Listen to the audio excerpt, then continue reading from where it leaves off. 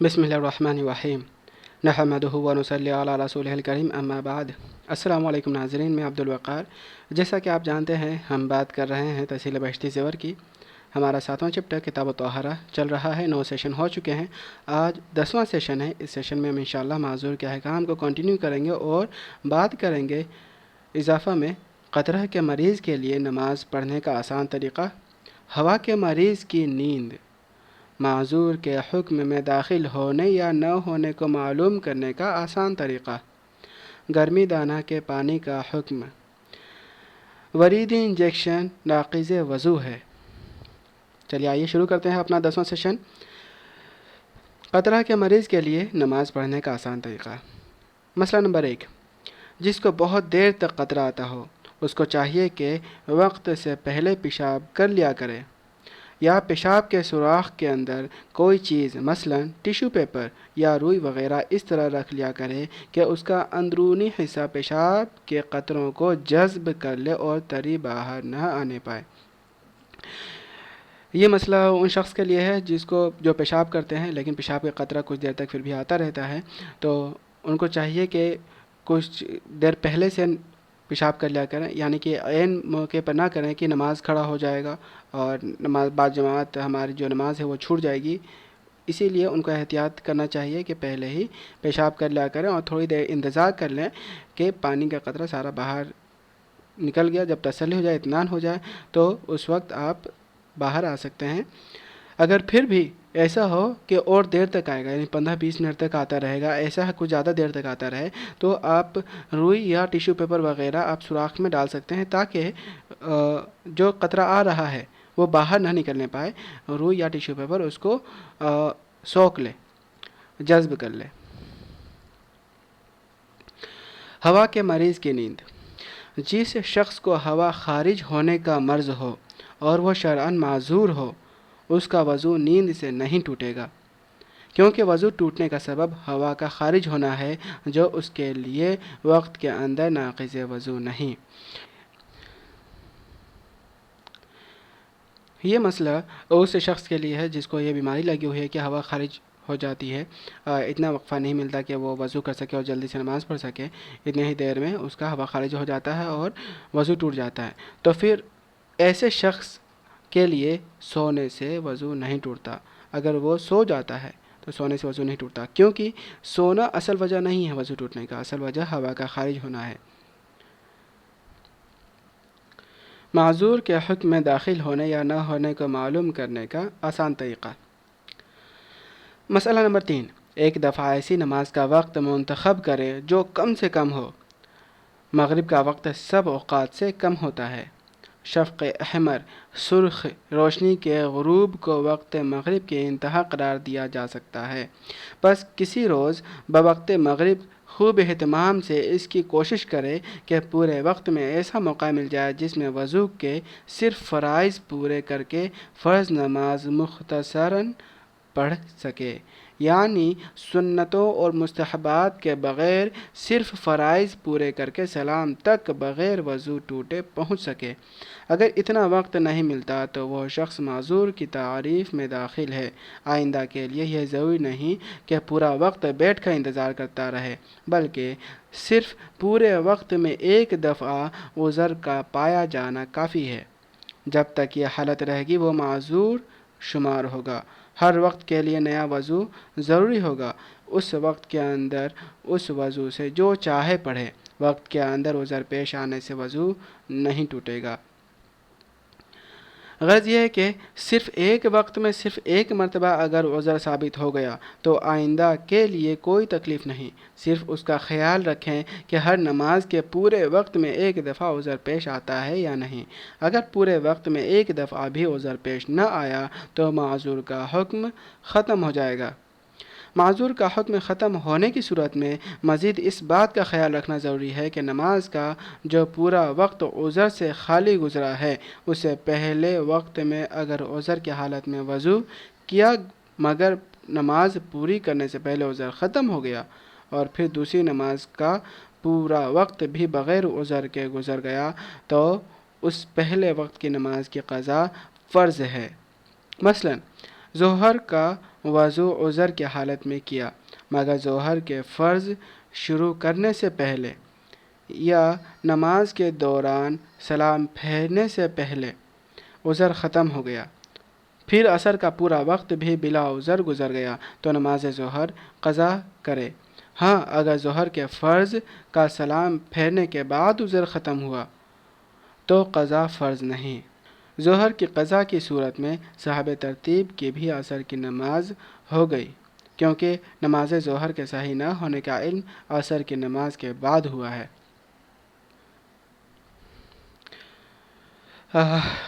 یہاں تک ابھی ہم نے جو پڑھا اس کے بارے میں بتاتے ہیں کہ یہاں پر کیسے پتہ کریں ہم، آسان طریقہ کیا ہے کسی کے لیے کہ وہ معذور ہے یا نہیں۔ مثلا ہم ایک ایگزامپل کے طور پہ لیتے ہیں کہ کسی کو زخم ہو گیا جسم کے کسی حصے پر اور وہاں سے مسلسل خون یا پیپ بہتا رہتا ہے، ٹھیک، اب وہ آدمی معذور ہے یا نہیں، اس کا پتہ کرنے کے لیے وہ ایک چھوٹا وقت متعین کر لے۔ جیسے چھوٹا وقت میں مغرب کا وقت ہے جو چھوٹا وقت ہوتا ہے، اب وہ اس میں خیال رکھے، اس چھوٹے وقت میں یعنی مغرب کے وقت میں وہ پورا خیال رکھے کہ یہ پورا میرا مغرب کا وقت کیا اتنا وقفہ کہ مل جاتا ہے مجھے پاکی کا کہ اس میں صرف فرائض ادا کروں وضو میں اور نماز میں صرف فرائض یا واجبات ادا کروں، کیا اتنا وقت ملتا ہے؟ اگر اس کو اتنا وقت مل گیا جس میں وہ وضو کے صرف فرائض ادا کرے اور نماز کے صرف فرائض اور واجبات ادا کرے اور سلام پھیر لے، اتنا اگر وقت مل گیا تو وہ معذور نہیں ہے۔ اگر اتنا وقت بھی نہیں ملا، اس کا خون یا پیپ نکل آیا تو وہ معذور کے حکم میں داخل ہوگا۔ کسی ایک پورا وقت ایسا گزرنا ہوگا۔ میں نے یہاں پر مغرب کا بتایا ہے کیونکہ وہ اس میں آسان ہے ایسا پتہ کرنا۔ اس چیز کو اس کو پریکٹیکل کے طور پہ کرنا آسان ہے مغرب میں، بشرطے کہ اور الگ اوقات میں اور الگ وقت میں ظہر کا وقت تھوڑا سا بڑا ہوتا ہے، عصر کا وقت میں بھی آپ کر سکتے ہیں، عصر کا وقت بھی تھوڑا سا بڑا ہوتا ہے مغرب کے مقابلے میں، عشاء کا وقت سب سے بڑا ہوتا ہے، فجر کے وقت بھی آپ ایسا کر سکتے ہیں۔ اگر آپ نے ایسا کر لیا اور ایک بار ثابت ہو گیا کہ آپ معذور ہیں تو اگلا وقت آتا ہے یعنی عشاء کا وقت۔ عشاء کے وقت میں اگر ایک بار بھی آپ کا اس زخم سے خون یا پیپ نکل گیا تو آپ معذور ہی کہلائیں گے۔ پھر فجر کا وقت آیا، فجر کے وقت میں اگر ایک دفعہ بھی آپ کا بلڈ یا پیپ آیا تو آپ معذور کہلائیں گے۔ پھر ظہر کا وقت آیا، پورا ظہر کا وقت گزر گیا، آپ کا ایک بار بھی خون یا پیپ نہیں آیا تو آپ معذور نہیں رہے۔ تو میرا خیال ہے اب یہاں پر معذور کا حکم کب لگے گا اور کب تک رہے گا اور کب ختم ہوگا یہ سمجھ میں آ گیا ہوگا۔ اب تیسری بات یہاں پر یہ ہے کہ ظہر کا وقت چل رہا ہے، ٹھیک، آپ کا پیپ، آپ نے وضو کیا، اوکے، اس کے بعد خون یا پیپ آیا، ٹھیک، ابھی تو آپ معذور ہیں تو وضو وہ برقرار رہے گا کیونکہ آپ کا عذر کیا تھا؟ بلیڈنگ یا پیپ نکلنا اس زخم سے، تو پھر اس کی وجہ سے وضو نہیں ٹوٹے گا جب تک کہ دوسرا وقت نہ آ جائے یا کچھ اور چیز پیش نہ آ جائے وضو توڑنے والی چیز، جیسے پیشاب کرنا، ہوا کا خارج ہونا یا کسی اور جگہ سے بلیڈنگ ہونا۔ اگر یہ چیز آ جائے تو وضو ٹوٹ جائے گا، لیکن جو زخم ہے جو معذوری کی وجہ ہے وہاں سے بلیڈنگ اگر پیپ آتا ہے تو وضو نہیں ٹوٹے گا۔ آپ نے وضو کیا، بلیڈنگ ہوئی یا پیپ نکلا، آپ نے نماز پڑھ لیا یا سلام پھیرنے سے پہلے آپ کا بلیڈنگ ہوا، ٹھیک نا، آپ نے سلام پھیر دیا، پھر سلام پھیرتے ہی اس وقت سے آپ کا بلیڈنگ یا پیپ آنا بند ہو گیا۔ آپ نے عصر کا وقت داخل ہوا، آپ نے وضو کیا، نماز پڑھا، ٹھیک، پورا عصر کا وقت گزر گیا، کوئی بلیڈنگ نہیں ہوئی، کوئی پیپ نہیں نکلا، تو معذور کا حکم ختم ہو گیا۔ اور یہ معذوری کا حکم کب ختم ہوا تھا؟ ظہر کی نماز سے پہلے یا ظہر کی نماز کے درمیان میں۔ یہ معذوری کب ختم ہوئی تھی؟ ظہر کی نماز سے پہلے یا ظہر کی نماز کے درمیان میں۔ تو ایسی صورت میں آپ کو ظہر کی نماز قضا کرنی پڑے گی۔ اگر ایسا ہوا تھا کہ آپ نے ظہر کی نماز پڑھ لی، اس کے بعد آپ کا خون یا پیپ آنا بند ہوا، پھر اس کے بعد پورا عصر کا وقت گزر گیا اور آپ کو خون یا پیپ نہیں آیا تو معذوری ختم ہو گئی، اس صورت میں آپ کو ظہر کی نماز قضا کرنے کی ضرورت نہیں ہے۔ اگر مغرب کی نماز باوضو پڑھنے کا موقع مل گیا تو پھر کسی اور وقت کا تجربہ کرے۔ عشاء کا وقت زیادہ وسیع ہونے کی وجہ سے اس کے تجربے میں اگرچہ مشقت زیادہ ہوگی، مگر اس لحاظ سے اس میں فائدہ ہے کہ عشاء کی نماز سب نمازوں سے زیادہ طویل ہے، اس لیے کہ اس میں وتر بھی شامل ہے۔ 4 فرض اور 3 وتر 7 رکعت پڑھنے تک اگر وضو نہ ٹھہرا تو وہ شخص معذورین کی فہرست میں داخل ہوگا۔ سفید شفق کے غروب سے لے کر صبح صادق تک عشاء کا وقت ہے۔